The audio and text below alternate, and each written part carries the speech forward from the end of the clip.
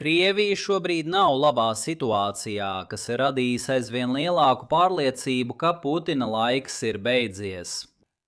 Un, lai gan tas joprojām ir visai maz ticams, es domāju, ka ir vērts izpētīt, kas notiktu, ja Putins kādreiz zaudētu varu. Patiesi, sekas uzreiz raisa jautājums par to, kad būtu vislabākais laiks tam notikt no Ukrainas un plašākas rietumu perspektīvas. Ukrainas pusē ir vilinoši teikt, ka, acīm redzami, jo ātrāk, jo labāk. Un es nevēlos jūs pārliecināt par pretējo, ņemot vērā, ka katra kara diena nozīmē jaunus zaudējumus gan kaujas laukā, gan civilajiem mērķiem. Taču pastāv dažas smalkas bažas par iespējamā Putina aiziešanas laiku, kurām būs diezgan nepārprotamas ilgtermiņa sekas ne tikai Krievijai, bet arī Ukrainai un pārējai pasaulē. Tātad šodien mēs aplūkosim šo situāciju 3 soļos. Vispirms es sniegšu jums pārskatu par dažādiem veidiem, kā Putins varētu pamest amatu. Pēc tam mēs pievērsīsimies vēsturiskai paralēlei, Padomju Savienības sabrukumam, kas sniegs būtiskas atziņas par mūsdienu problēmu. Visbeidzot, mēs aplūkosim galvenās atšķirības starp to, kā Trumps vai nākotnes prezidents varētu risināt šo situāciju. Izrādās, ka pasaule pēc Putinam sniegs rietumiem iespēju, taču tā būs dārga iespēja. Tas rada jautājums par to, vai pašreizējā administrācija izmanto šo iespēju tāpat, kā to varētu darīt tās pēctecis. Bet sāksim ar pārskatu par Putina iespējamajām problēmām. Es nevēlos iedziļināties kopējā situācijā, jo tā ir bijusi atkārtota tēma abos manos kanālos pēdējo pāris nedēļu laikā. Pamāta kopsavilkums ir tāds, ka Krievijas ekonomiskā situācija neizskatās labi, lai turpinātu kara darbību. Tomēr vidusmēra Krievijas iedzīvotājiem joprojām klājas labi. Tā grupa, kas cieš visvairāk, ir oligārhu šķira, jo viņi zaudē biznesa darījumus ar rietumiem un faktiski maksā par visiem algu pieaugumiem, kas tiek piešķirti tiem vidusmēra krieviem, pateicoties lielākam pieprasījumam pēc darba spēka. Tāpēc es šo risku vērtēju kā paaugstinātu Putinam, un noteikti paaugstinātu salīdzinot ar to, kur bijām gada sākumā. Bet es vēlētos atgādināt visiem, ka ekonomiskā situācija Irānā ir būtiski sliktāka. Tur tikai pirms dažiem mēnešiem uz ielām bija īsti pretvaldības protestētāji, un sabiedrības uzskats ir tāds, ka Irānas valdība negrasās nekur pazust. Tāpēc Putina situāciju vērtējiet vēl zemāk par to. Proti, prognožu tirgi iespēju, ka Irānas režīms kritīs līdz 30. jūnijam, vērtē tikai ar 5% varbūtību. Putinām tā ir 2%. Ņemiet vērā arī to, ka Putins ir 73 gadus vecs, tāpēc daļa no šī procenta atspoguļo dabiskus iemeslus. Tomēr pieņemsim, ka krišana no varas notiek. Kas tad notiek? Pastāv sabiedrības uzskats, ka karš Krievijā nav populārs. Jaunais līderis, kuram nav tādas pašas politiskās nastas kā Putinam, izstāsies, un mēs varēsim aizvērt šo muļķīgo ģeopolitiskās vēstures nodaļu. Ne tik ātri. Kara turpināšana šķiet kļūst arvien mazāk populāra Krievijas iedzīvotāju vidū, un iespējams kopumā tā ir pat pilnīgi nepopulāra. Taču Krievijas de facto robežu samazināšana izraisīs būtiski jauktu reakciju tieši šajā pašā grupā. Atcerieties, ka Krimas aneksija Krievijā bija ārkārtīgi populāra. Pat nelaiķis Aleksejs Navaļnijs, kuru uzskatīja par lielo brīvās Krievijas cerību, lielu savas karjeras daļu neatbalstīja vienkāršu Krimas atdošanu Ukrainai. Starp rietumiem un vidējo Krievijas pilsoni nav vienprātības par to, kādām jābūt starptautiskajām robežām. Krievijā jautājums ir par to, cik dārgi ir paplašināties. Par Krimu tas bija praktiski bez maksas. Turpināt Donbasā no otras puses ir ievērojami dārgāk. Un vienkārši atdot teritoriju atpakaļ Ukrainai? Pilnīgi noteikti nē. Tas būtu lielisks veids, kā Krievijas nākamajam līderim uzreiz tikt atstādinātam no varas. Citiem vārdiem sakot, rietumiem vajadzētu sagaidīt, ka Putina nomainīs tā sauktais stingrās līnijas piekritējs. Tagad ir daži veidi, kā šī situācija varētu beigties pozitīvāk Ukrainai. Viens no tiem ir, ka Krievija iegrimst pilsoņu karā un Putins vairs nav pie varas. Viņa prombūtne rada vakuumu un parādās dažādas frakcijas, kas visas cenšas iegūt kontroli pār Kremli. Mēs zinām, kā tas notiek, spriežot pēc Pirmā pasaules kara. Krievijas karaspēks atgriežas mājās, lai nostātos kādā no pusēm pilsoņu karā, un Krievijas starptautiskie pretinieki var izmantot savu militāro pārākumu. Otrs variants ir, ja pie varas nāk mērens līderis. Tas ir ticamāk, ja Putina krišana notiek sociālas kustības rezultātā, ar piebildi, ka šobrīd tieši oligarhi ir tie, kuri ir neapmierināti ar viņu. Ar mērenu es vēlreiz nedomāju kādu, kurš aktīvi vēlas atgriezties pie 2022. gada janvāra robežām. Es domāju kādu, kuram rūp Krievijas fiskālā situācija un kurš mazāk vērtē tādu kā Novorossija pašapliecināšanās projektu. Šī persona vienkārši neatdos Austrumu Ukrainu Kijivai, taču viņi varētu būt gatavi no tās atteikties par īsto cenu. Un tas mūs noved pie šodienas vēsturiskās paralēles – Berlīnes mūra krišanas, Vācijas apvienošanās un Padomju impērijas beigām. Pēc tik daudziem pagājušiem gadu desmitiem kopš šī notikuma ir viegli domāt, ka Reigans teica: Gorbačova kungs, nojauciet šo mūri. Tāda mūris krita, Padomju Savienība atvadījās un Austrumēropa palika apmierināta. Ja vien tas būtu tik vienkārši. Kremļa vadība bija nolēmusi, ka tā vairs nevar atļauties uzturēt impēriju, kas noteica augstā kara laikmetu. Taču pastāvēja milzīga atšķirība starp Maskavas hierarhiskās struktūras atslābināšanu pār Austrumēropu un rietumu lielvaru virzīšanos uz priekšu bez iebildumiem. Tāpat kā viss pārējais, kas saistīts ar augsto karu, arī Vācija atradās konflikta centrā. Kļuva skaidrs, ka Rietumvācija un Austrumvācija apvienosies. Precīzāk sakot, austrumi iekļausies rietumos. Viena neliela problēma – Rietumvācija.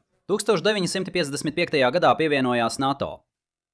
Ja teritorija, kas agrāk bija pazīstama kā Austrumvācija, tagad kļūtu par Vācijas Federatīvās Republikas daļu, tas nozīmētu, ka bijusī Austrumvācija kļūtu par NATO daļu. Lai veicas saprast, kā tas darbotos, ja tur joprojām atrastos ap 400 000 padomju karavīru, kā arī ap 200 000 viņu atbalsta personāla un ģimenes locekļu. Šis laiks nebija nemaz tik harmonisks, kā to bieži attēlo vēstures mācību grāmatās.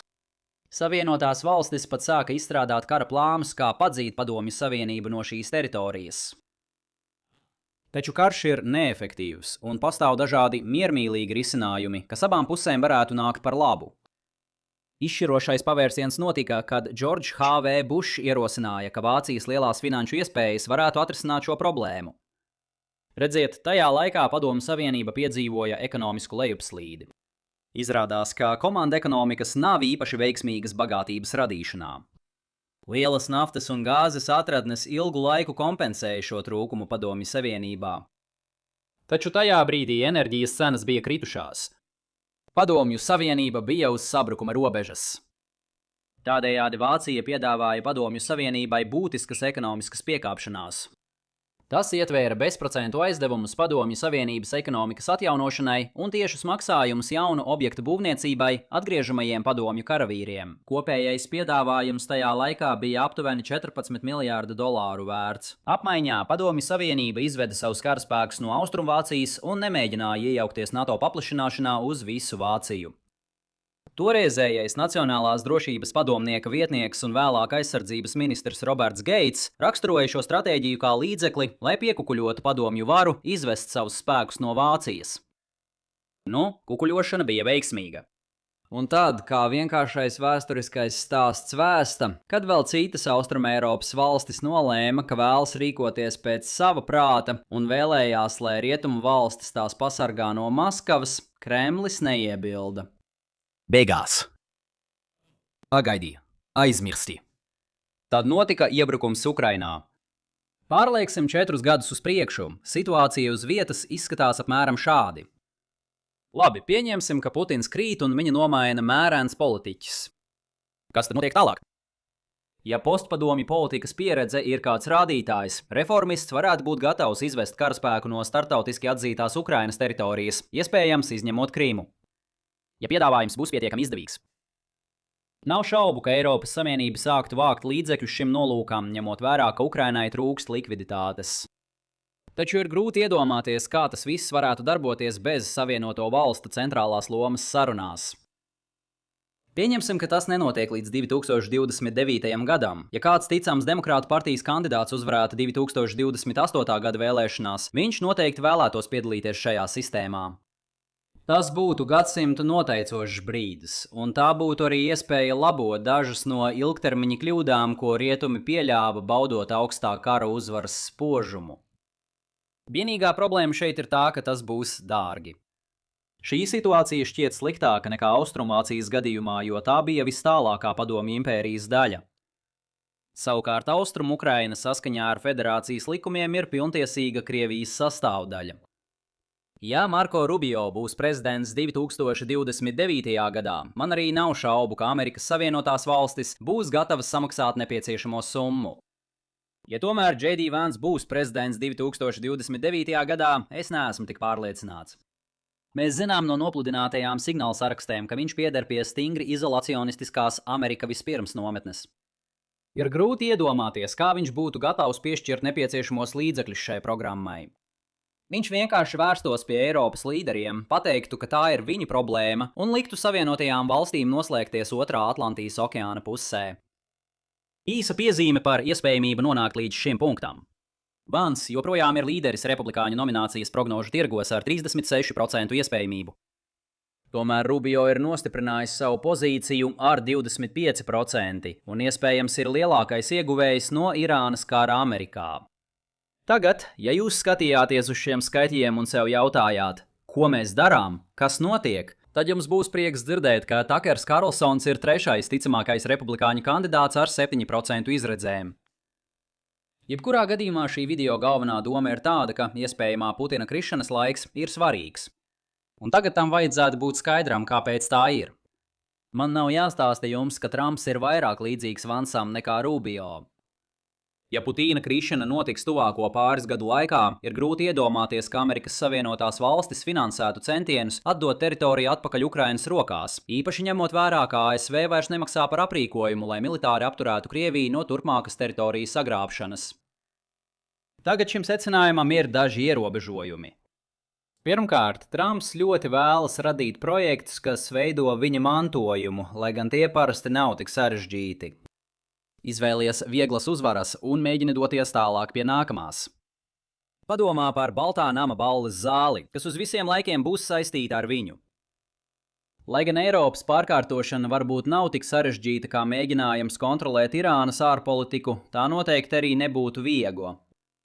Varbūt Marko Rubio savā Nacionālās drošības padomnieka lomā varētu uzspēlēt uz Trumpa ego un pārliecināt viņu, ka tas ir viņa mantojuma nosakošais projekts. Tas padarītu Irānas kara nepopularitāti par piezīmi vēstures mācību grāmatās. Tātad, ja viņam vajag kaut ko, kas līdzsvarotu šo izgāšanos, tā ir Ukraina. Lai padarītu darījumu vēl pievilcīgāku, kurš gan zina? Varbūt viņi varētu pārdēvēt Donbasu par Donbasu.